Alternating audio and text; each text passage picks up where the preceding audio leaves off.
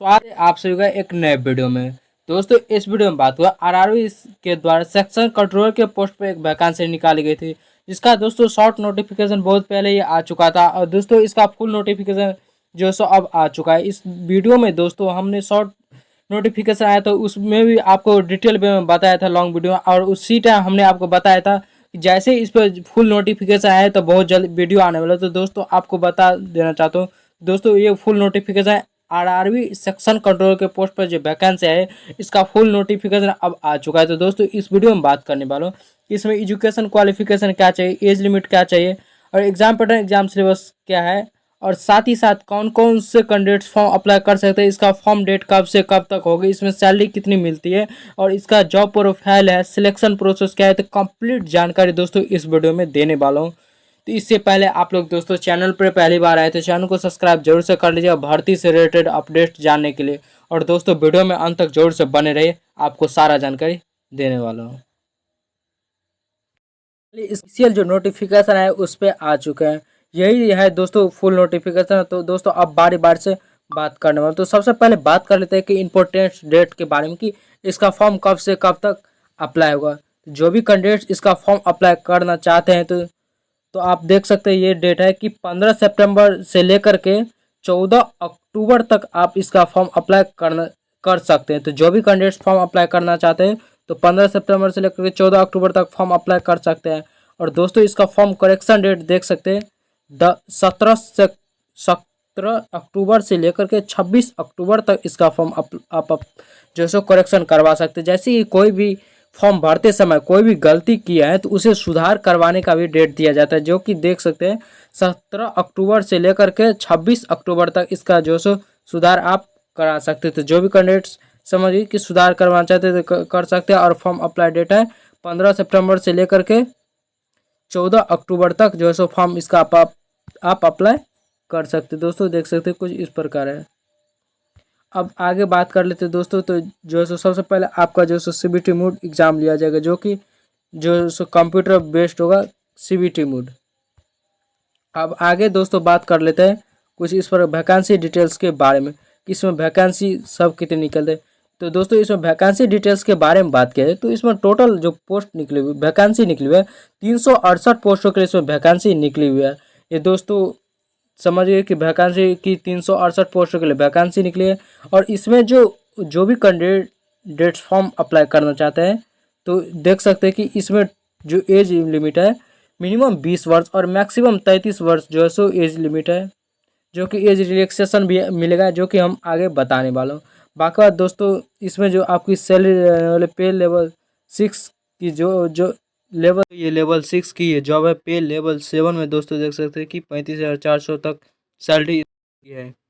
और दोस्तों total HR DA सब भाता मिला करके इसमें टोटल कुल सैलरी हो जाता है 70-75 हज़ार इसमें सैलरी बन जाता है। DA भाता भी मिलते हैं। तो इसमें सैलरी का चिंता बिल्कुल ही ना करें, इसमें सैलरी हो जाता है 70-75 हज़ार जो है मिनिमम इसमें सैलरी बन जाता है पर मंथ। अब आगे बात कर लेते हैं दोस्तों कि इसमें जो है सो दोस्तों इसमें जो मेडिकल होगा जो सो A2 आपका मेडिकल होने वाला है। अब आगे बात कर लेते हैं दोस्तों कुछ इस प्रकार इसमें जो है सो लगने वाला उसके बारे में फिजिकल बताए दे दोस्तों A2 लगने वाला। और दोस्तों विदाउट ग्लासेस यानी कि बिना ग्लासेस आपकी जो आइज होने वाली 6/9 का होना चाहिए, तभी आप इसके लिए फॉर्म अप्लाई कर सकते हैं। तो जो भी कैंडिडेट्स फॉर्म अप्लाई करना चाहते हैं तो फॉर्म अप्लाई करने से पहले आप जा करके ये वाला जो नोटिफिकेशन है उसको ले जा करके आप जो है सो चेक करवा सकते हैं। बाकी बात आप अपना आइज़ का जरूर से चेक करवा लीजिएगा। तो जो भी कैंडिडेट चश्मा लगाते हैं तो वो फॉर्म नहीं अप्लाई कर सकते। बिना चश्मा का आपका आइज़ जो है सो देख सकते हैं 6/9 का होनी चाहिए। लिमिट दोस्तों बताए दे कि मिनिमम एज 20 वर्ष, और यहाँ पे भी एक्सप्लेन किया हुआ है जो भी बात बताई एज लिमिट के बारे में, और वही बात यहाँ भी एक्सप्लेन किया हुआ है। तो दोस्तों आपका मिनिमम एज बताई दिए कि मिनिमम एज 20 वर्ष और मैक्सिमम एज 33 वर्ष। वहीं देख सकते हैं दोस्तों एज रिलैक्सेशन भी बताया गया है कि OBC कैंडिडेट जो भी है तो उनको 3 वर्ष का छूट मिलेगा, और SC/ST कैंडिडेट्स के लिए 5 वर्ष का छूट मिलेगा, और एक्स सर्विस मैन को जो है 3 वर्षों का छूट दिया जाएगा। तो ये रहा दोस्तों आपका एज रिलैक्सेशन। दोस्तों अब बात कर लेते हैं कि एजुकेशन क्वालिफिकेशन के बारे में, कि इसमें एजुकेशन क्वालिफिकेशन क्या चाहिए। तो जो भी कैंडिडेट्स फॉर्म अप्लाई करना चाहते हैं, एजुकेशन क्वालिफिकेशन ग्रेजुएशन पास है। ग्रेजुएशन जब तक आपका पास नहीं है तो आप फॉर्म अप्लाई नहीं कर सकते। तो कई सारे कैंडिडेट्स के मन में ये भी सवाल चल रहा है, क्या हम फाइनल ईयर में है तो क्या फॉर्म अप्लाई कर सकते हैं? तो नहीं, जब तक आपका ग्रेजुएशन कंप्लीट नहीं हो जाते तब तक आप इसका फॉर्म आप अप्लाई नहीं कर सकते। तो 15 सितंबर तक आपका, यदि आपके पास मार्कशीट आ चुका है तो आप फॉर्म अप्लाई कर सकते हैं। यानी ग्रेजुएशन आप जो सो कंप्लीट किए तभी आप फॉर्म अप्लाई कर सकते हैं। बाकी बात दोस्तों देख सकते हैं एप्लीकेशन फ़ी वगैरह दिया गया है कि एप्लीकेशन फ़ी कितना कितना लगेगा। देख सकते हैं एप्लीकेशन फ़ी दिया गया है कि दोस्तों 500 रुपया लगेगा। और CBT मोड जो स्टेज 1 एग्ज़ाम होगा उसमें जो भी कैंडिडेट्स अपेयर होंगे उनको जो है सो 400 रुपये जो है सो रिफ़ंड कर दिया जाएगा। यहाँ पे दोस्तों देख सकते हैं कि यहाँ पर लिखा हुआ है कि अमाउंट 400 रुपया जो है सो रिफ़ंड कर दिया जाएगा। तो जो भी कैंडिडेट, वहीं पे एक चीज़ और बता दे रहे हैं दोस्तों कि जो भी फीमेल कैंडिडेट्स है, एक्स सर्विसमैन है, SC ST कैंडिडेट्स है, तो उनको जो है 250 रुपये फ़ी लगने वाला है। और दोस्तों CBT स्टेज 1 एग्ज़ाम के बाद आपको जो है सो ये फ़ी जो है सो रिफ़ंड कर दिया जाएगा। तो आप जो फॉर्म सब फिलअप करिएगा तो अपना अकाउंट नंबर, IFSC कोड वगैरह सब अच्छे से फॉर्म फिलअप करते समय दीजिएगा ताकि आपका रिफंड अच्छे से हो सके। बाकी बात दोस्तों और आगे बताने वाला हूँ कि इसमें दोस्तों अब बात कर रहे थे कि इसका एग्ज़ाम पैटर्न, एग्ज़ाम सिलेबस के बारे में। तो दोस्तों सबसे पहले आपका जो टोटल बात क्या है तो आपका CBT मोड यानी कंप्यूटर बेस्ड आपका एग्ज़ाम होने वाला है, जिसमें कि दोस्तों देख सकते हैं टोटल आपका जो 120 मिनट का टाइमिंग दिया जाएगा। 120 मिनट का टाइमिंग दिया जाएगा, जिसके लिए आपको टोटल 100 क्वेश्चन रहेगा। निगेटिव मार्किंग के बारे में बात किया जाए दोस्तों तो 1/3 का निगेटिव मार्किंग भी रहने वाला। तो ये रहा आपका एग्जाम पैटर्न, एग्जाम सिलेबस की समझिए कि 120 मिनट का टाइम मिलेगा, जिसके लिए आपको 100 क्वेश्चन रहेंगे। और दोस्तों आपका जो निगेटिव मार्क 1/3 का निगेटिव मार्किंग भी रहेगा। ये रहा आपका जो एग्जाम पैटर्न। बात क्या है दोस्तों इसमें जो सो सिलेबस के बारे में, तो टोटल एवरेज बात क्या है दोस्तों, तो आपका मैथ और रीजनिंग इसी 2 पोर्शन से आपका जो एग्जाम में क्वेश्चन पूछे जाएंगे। तो जिस भी भाई का मैथ और रीजनिंग बिल्कुल ही स्ट्रांग है तो आप इसके लिए फॉर्म आराम से फिलअप कर सकते हैं। इस भाई का GK GS सब जो सो बोझ लगने लगता है, तो जिसका भी मैथ और रीजनिंग स्ट्रांग है तो आप इसके लिए इजीली फॉर्म भर सकते हैं, क्योंकि इसमें 2% से जो सो क्वेश्चन पूछे जाएंगे, पहला मैथ और दूसरा रीजनिंग। जिसका सबसे ज़्यादा वेटेज है दोस्तों मैथ का, और वहीं पे रीजनिंग का थोड़ा कम है और मैथ का वेटेज ज़्यादा है। तो इसी 2 पोर्शन से आपका एग्जाम में क्वेश्चन पूछे जाएंगे। बात क्या है दोस्तों सिलेबस की, तो कुछ इस प्रकार है, देख सकते हैं कि यहाँ भी दिया हुआ है कि एनालिटिकल मैथमेटिकल कैपेबिलिटी से क्वेश्चन पूछे जाएगा। मैथ्रिक्स से कुछ इस प्रकार है, नंबर सिस्टम, रेशियो, इसी सब से क्वेश्चन पूछा जाएगा। Average, percentage, profit and loss, उसके बाद डिस्काउंट हो गया, टाइम हो गया, स्पीड हो गया, डिस्टेंस हो गया, पावर हो गया, वर्क हो गया, अलजेब्रा हो गया, इसी सब से दोस्तों आपको ज्योमेट्री हो गया, एरिया हो गया, इसी सब से दोस्तों आपके क्वेश्चन पूछे जाएंगे। ये हो गया दोस्तों मैथमेटिक्स का क्वेश्चन। दोस्तों मैथमेटिक्स का ये जो टॉपिक सबसे क्वेश्चन पूछे जाएंगे ये रहा। उसके बाद दोस्तों हो गया रीजनिंग का, लॉजिकल कैपेबिलिटी सब का हो गया, देख सकते हैं कुछ इसी प्रकार से क्वेश्चन पूछा जाएगा।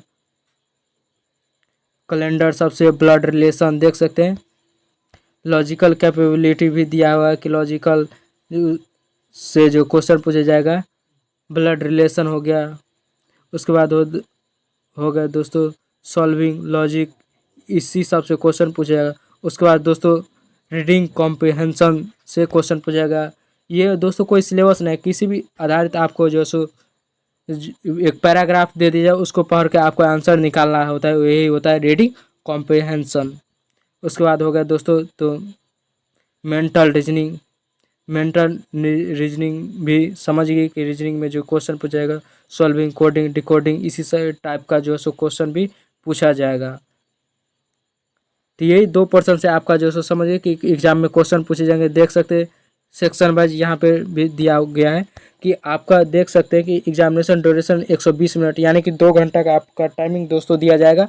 और वहाँ पे जो है सो मैथ और रीजनिंग से क्वेश्चन पूछे जाएंगे। देख सकते हैं दोस्तों एनालिटिकल एंड मैथमेटिकल कैपेबिलिटी से 60 क्वेश्चन, लॉजिकल कैपेबिलिटी से 20 क्वेश्चन और मेंटल रीजनिंग से 20 क्वेश्चन पूछा जाएगा। टोटल दोस्तों 100 क्वेश्चन पूछा जाएगा और 120 मिनट का टाइमिंग दिया जाएगा।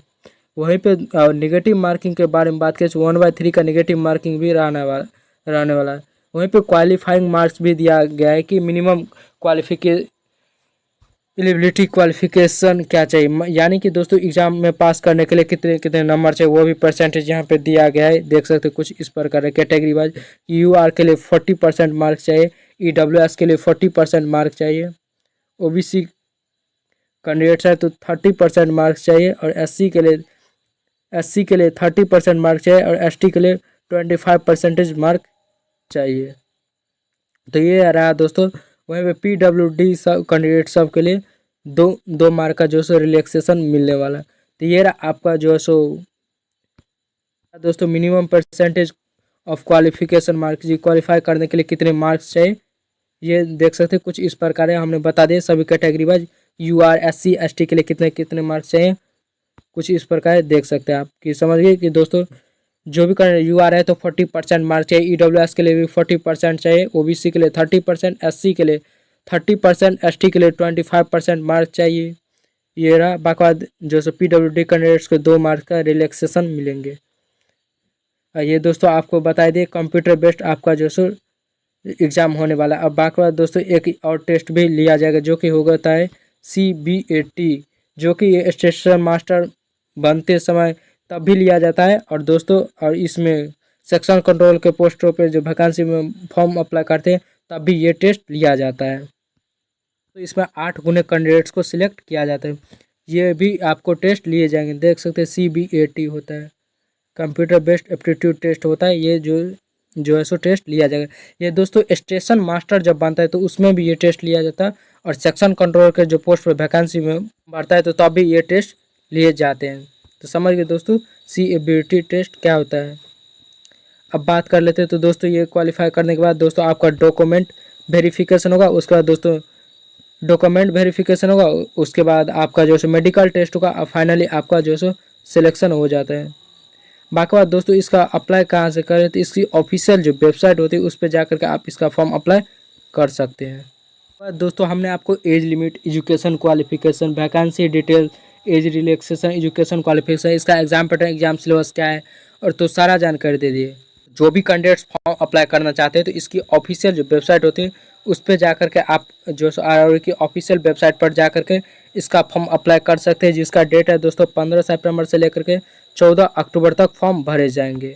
बाकी बात दोस्तों कुछ इस प्रकार आपको जो सो काम करना है, ऑफिस में रह करके सेक्शन कंट्रोल पे सिग्नल और जो सब जो गिरता है उसको ट्रैक करके रखना होता है। सिग्नल सब हो गया, कोई भी गाड़ी या वगैरह सिग्नल सब, या फिर कहीं गाड़ी फंसा है तो उस सब को जो है सो पूरा हैंडल करना रहता है। कुछ इस प्रकार देख सकते हैं, नाम है सेक्शन कंट्रोल, यानी कि एक और जो है सो ऑफिस होती है, ऑफिस में कुछ इस प्रकार आपको कार्य करते हुए जो है सो करना होगा। देख सकते हैं यहाँ पे कुछ इस प्रकार, जैसे कि यहाँ पे जो है सो कर रहे हैं काम, दिख रहा होगा ये विजिबल, देख सकते हैं कुछ इमेज में, कुछ इसी प्रकार आपको जो है सो कार्य करना होगा। दोस्तों के क्या काम करना होता है और कैसे कैसे कार्य करना होता है, कुछ इसी प्रकार जो सो आपको कार्य करना होगा सेक्शन कंट्रोल के पोस्टों पे।